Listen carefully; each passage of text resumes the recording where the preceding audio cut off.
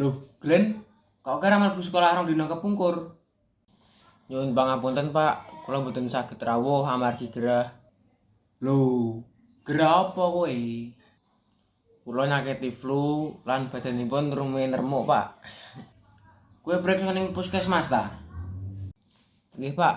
Kula dipun priksa dhateng puskesmas lan dipun paringi obat. Saiki piye kahanane?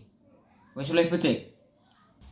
Nggih, Pak. Alhamdulillah sakniki sampun langkung sae. Ya syukurlah. Tapi kowe kudu cepet ngoyak materi sing ketinggalan. Nggih, Pak. Kula badhe nyuwun catetan saking kanca kula lan sinau malam niki. Sip. Nek ana sing ora paham, takon wae karo aku. Matur nuwun sangat, Pak. Kula saestu bingah dipun paringi kawigatosan.